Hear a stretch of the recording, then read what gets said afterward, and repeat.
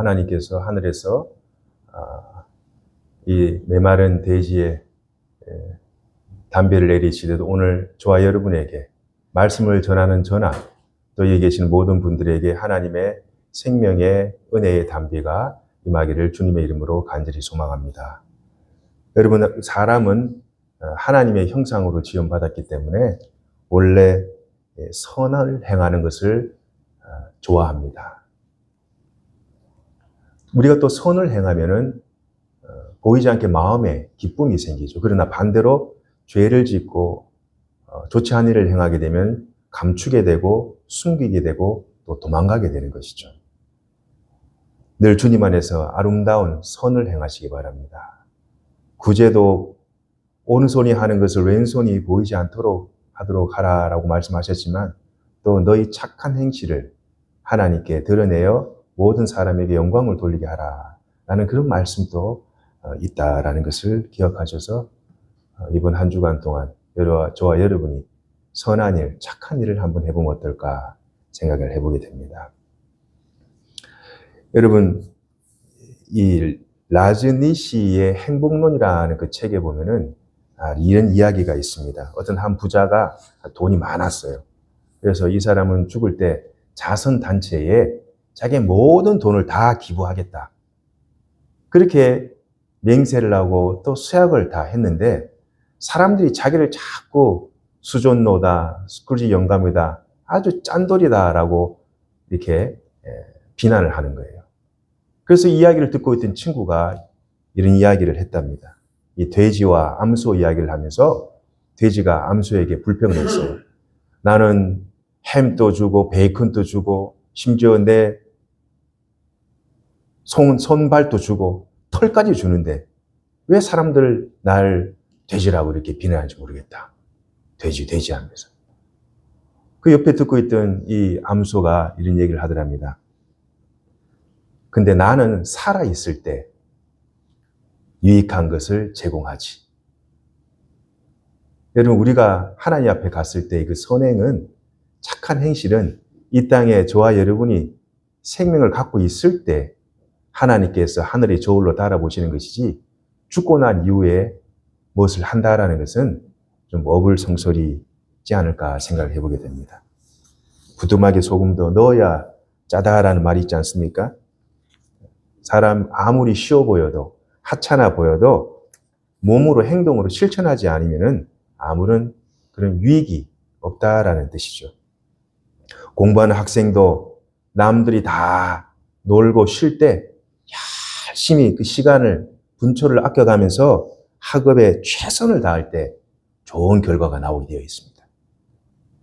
내가 올해는 꼭 내가 다이어트에 성공해야지 라고 마음을 수차례 가지지만은 식단 조절에 또 운동을 하지 아니하면 반대로 내가 살 빼야지 하고 그 마음을 잡고 실제적으로 식단 조절도 하고 거기에 알맞는 적당한 운동이 병행될 때 건강한 그야말로 다이어트가 됩니다. 지방을 분해할 수가 있는 것이죠. 금메달 선수가 금메달이 그냥 따지는 것이 아니지 않습니까? 뼈를 깎는 그 고통 가운데 나오는 것이 이 금메달입니다. 그래서 우리가 성도로서 이 땅을 살아가면서 복을 받는 사람들을 가만히 들춰보면은 그의 상관은 다 이유가 있더라고요. 하나님은 이유 없이 상을 주시고 이유 없이 보상하는 분이 아니죠. 하나님의 그 상급과 보상에도 마땅히 반드시 그에 상응하는 이유가 다 있습니다. 우리가 함께 살펴본 마태복음 25장 31절, 46절까지의 말씀. 주님의 다시 오심을 기다리는 성도에게 주시는 그리스도의 그 사랑의 실천을 격려하시는 그러한 말씀이시죠. 양과 염소라는 두 동물을 놓고 비유로 말씀하십니다. 주님이 사셨던 이 팔레스타인 지역에는 양과 염소를 기를 때 함께 들판에서 풀을 뜯어먹게 한다고 한답니다. 그러나 이제 해가 어두워지고 이제 날이 저물어지게 되면은 이 목자가 양과 염소를, 양은 양의 우리에, 염소는 염소의 우리에 둘 사이에 철저한 구분과 벽을 설치해서 각각 따로따로 분리하고 구분을 짓는다고 합니다. 아마 이것이 우리의 마지막 때에, 내 인생의 마지막 때, 혹은 예수님께서 우주적으로 이 땅에 오셨을 때에 하나님께서 그 행실을 보시고 악한 사람과 의로운 사람을 보시고, 현실은 지금 뒤섞여 살아가고 있지만 하나님께서 알곡과 가라지를 구분하듯이 양과 염소를, 양은 오른편에 우측에, 염소는 왼쪽에, 좌측에 두신다라는 그런 비유 말씀 우리에게 주시고 있습니다. 주님께서는 우리 믿는 자들을, 구원한 우리를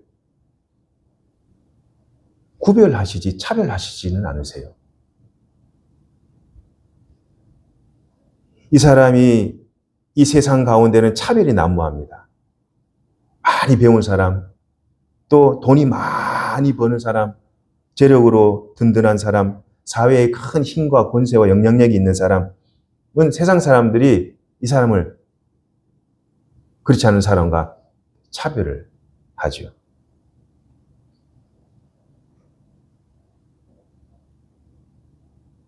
그럼 우리 주는 외형적인 차별을 마지막 때 하지 않습니다. 그건 세상적인 기준이죠.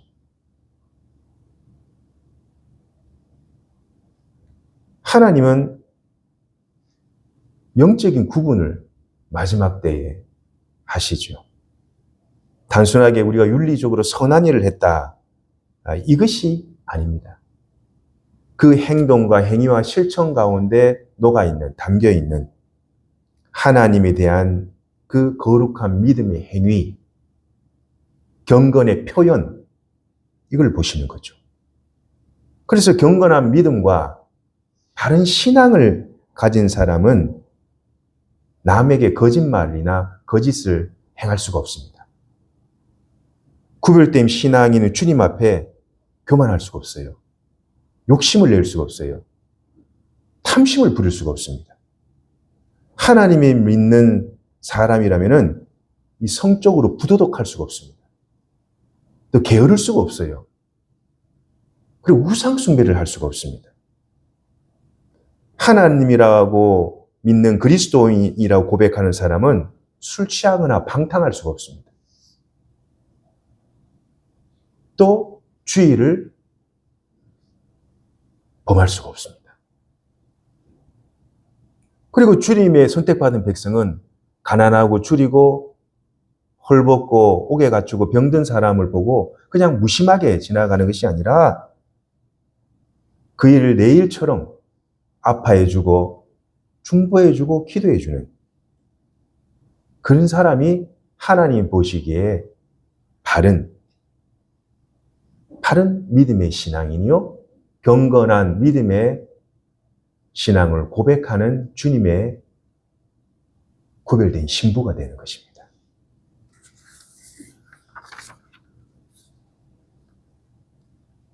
선한 일을 하면 복받는다, 내가 복받기 위해서 선한 일을 행한다, 이런 차원이 아닙니다. 고난 중에 있는 내 형제 자매를 주님이 보여주신 그 희생과 주님의 그 사랑으로 또는 돌봐주고 섬겨주고 그렇게 살아가는 것. 오늘 주님 주신 말씀을 바탕으로 저와 여러분이 한 주간 살면서 그리스도의 사랑, 작은 한 가지씩의 사랑을 꼭 실천해 보시기를 간절히 바랍니다.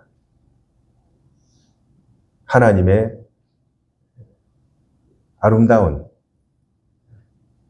행위에 대한 보상이 있을 줄 믿습니다. 어떤 이 왕자를 잃어버렸어요. 물가에 보냈는데 이 왕자가 물가에서 놀다가 그만 물에 빠져버려가지고 떠내려가는데 왕이 군사를 보내가지고 이 왕자를 찾기 위해서 아무리 수색을 해도 왕자가 보이지가 않는 거예요. 그래서 낙심하여서 이 왕은 이 왕자를 찾는 자에게 큰 상급을 주겠노라고 온 나라에다가 광고를, 홍보까지 다 했는데 왕자는 돌아올 기미가 보이지 않습니다. 그런데 기쁜 소식이 찾아옵니다. 이 왕자가 살아있다라는 거예요. 죽지 않았다라는 거예요. 그래서 군대를 동원하여 저 강가에 가보니 큰 바위에 아슬아슬하게 걸려서 거기서 그냥 몇 날을 그냥 살고 있었던 거예요. 그래서 이 왕이 왕자를 불러서 이렇게 물었답니다. 너는 어떻게 그동안 그렇게 죽지 않고 살 수 있었느냐? 그래, 이 왕자가 이 아버지 왕에게 어떤 얘기를 하냐? 아버지, 제가 그 바위에 아슬아슬하게 붙어서 그 공류에 떠내려갈 뻔했었는데 매일마다 그 시간대마다 뭔가 봉지 하나씩 이렇게 내려오더랍니다. 그래서 제가 봉지를 열어보니 그 봉지 안에 빵이 이렇게 있더라고. 그래서 제가 그 빵으로 근거이 연명을 해서 제가 목숨을 지탱할 수 있었습니다. 그래서 이 왕이 이 봉지를 내린 사람이 누구인지 수소문을 해서 이 천하를 다, 이 나라를 다 뒤집었는데 어떤 평범한 어떤 평민이 왕에게 이렇게 말했다고 합니다. 왕이 이 평민에게 얘기했습니다. 당신은 어떻게 해서 그 봉지를 갖다가 매일 그 시간대에 떠내려 보냈느냐. 그리고 하니 이분이 이 잠언의 말씀, 식물을 내 물 위에 던져라. 그래야면 그것을 도로 네가 찾을 것이다. 식물을 내게 던져라. 그것을 네가 도로 찾을 것이다. 이 말씀이 자기 마음에 너무나도 은혜가 돼서 제가 그렇게 행했습니다. 여러분, 식물을 물 위에 던지면은 그것이 사라지지 않습니다. 반드시 하나님께서 그 이상의 것으로 이자 쳐서 하나님께서 도로 우리에게 큰 상과 은혜로 보답해 주실 줄을 믿습니다. 하나님은 까닭없이 때론 인생의 회초리와 매를 드시는 분이 아니죠. 여기 42절, 43절에 뭐라고 얘기하느냐? 우리 함께 읽어보겠습니다. 함께 42절, 43절 시작. 내가 줄일 때에 너희가 먹을 것을 주지 아니하였고 목마를 때에 마시게 하지 아니하였고 나그네 되었을 때에 영접하지 아니하였고 헐벗을 때에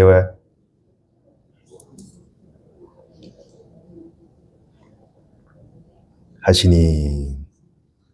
여러분, 왼편에 서 있는 사람들이 적극적으로 악을 행했습니까? 남을 괴롭히고 남을 고통 가운데 빠뜨리게 하고 적극적으로 악에 가담을 했습니까? 아무리 성경을 읽어봐도 이 사람이 나쁜 짓을 한 게 없어요. 그럼 뭐냐? 이 사람은 자기가 해야 될 그런 의무와 책임을 소홀히 했다라는 겁니다. 자기가 마땅히 해야 될 의무에 태반했다는 것이죠.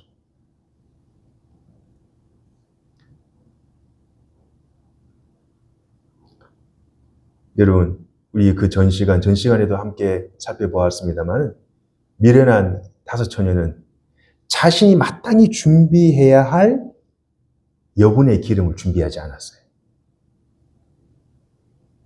이 한 달란트를 받은 이 종은 자신이 마땅히 해야 할 그 수고를, 그 장사를 하지 않고 그냥 땅속에 파묻어 두고 나중에 주님이 오셨을 때 그냥 그대로 이 뭐예요? 의무불이행이라는 것이죠. 부작위, 의무불이행. 나는 적극적으로 나쁜 짓을 죄의 악에 가담하지 않았으니까 난 죄가 없다. 이것은 1차원적인 사고죠. 그러나 내가 기본적으로 해야 할 그런 의무와 책임에 다하지 않은 것, 그것도 오늘 주님 말씀으로 비춰봤을 때 이것이 바로 죄와 악이다 라는 것을 주님께서 우리에게 간접적으로 말씀해 주고 계십니다. 주님의 자녀가 마땅히 또 해야 할 부분들, 주님이 바라시는 그런 작은 선을 행하지 또 않는 것, 이웃에 대한 그런 무관심, 냉담, 이것이 주님의 심판을 가져온다라는 말씀입니다. 혹시 여기에 나는 적극적으로 그 나쁜 일에 나는 가담하지 않았어. 알고는 있었어. 그러나 나는 적극적으로 거기에 발을 담그지 않았어. 손을 담그지 않았어. 나는 죄가 없어. 이런 분이 계십니까? 같은 공범이에요, 공범. 주님의 생각과 우리의 생각은 너무나 달라요.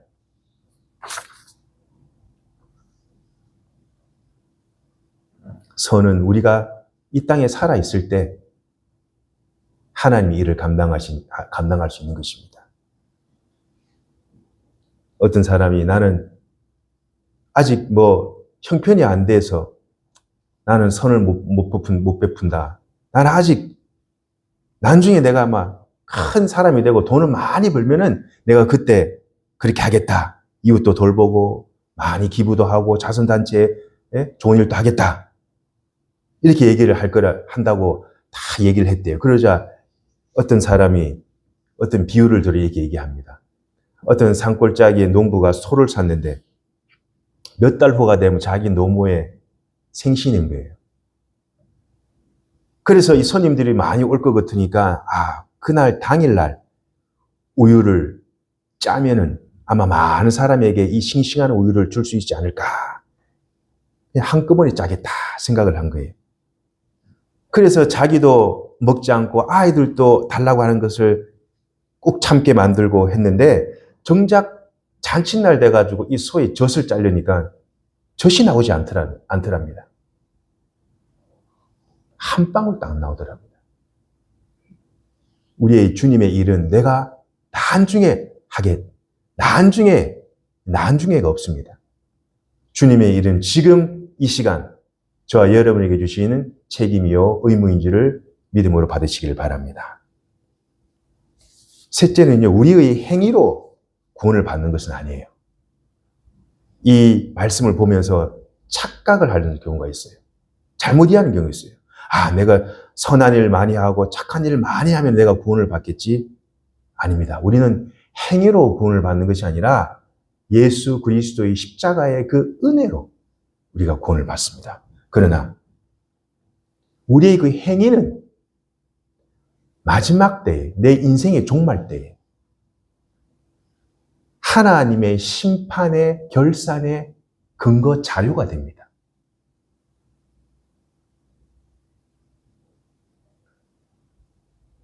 구원받는 거랑 상관없어요.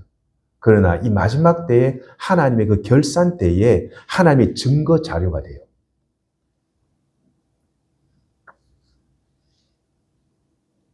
러시아의 문호 도스토옙스키의 그 책에 보면은 어느 농촌에 부인이 있었어요. 아주 잘 살았어요. 그런데 어떤 거지가 와가지고 부인에게 좀 먹을 것을 달라고 구걸을 한 거예요.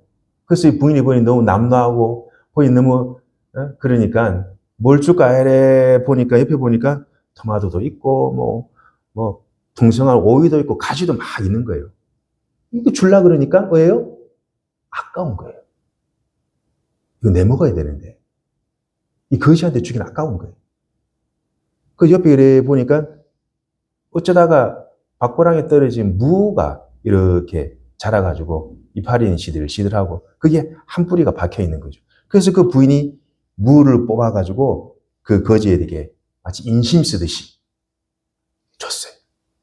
부인이 죽었어요. 그 나중에 이 부인이 죽어서 지옥에 갔는데 지옥에서 있는데 하늘에 천사가 막 날아가는. 그래서 천사에게 소리를 쳐주랬대요. 나는 이 땅에 살면서 그래도 좋은 일이고 선한 일을 많이 했는데 왜 나를 지옥에 보내냐고. 왜 지옥에 보내냐고. 그러니까 이 천사가 그래? 내가 한번 확인하고 오겠다. 그래서 이 창고에 들어가가지고 이 여인이 어떤 일을, 착한 일을 행했는가, 이렇게 보니까 시들시들한 무 한 포기가 자기 그녀의 이름 밑에 이렇게 있는 거죠. 그래서 이 천사가 무를 딱 들고 이 여인에게 찾아갔어요. 그리고 여인에게 그랬어요. 밑둥치 단단히 붙잡으세요. 밑둥치 단단히 붙잡으세요. 그래서 이 무 줄기 들고 날아가다가 시들시들한 무로 이파리가 끊어져가지고 지옥으로 떨어져 버렸어요.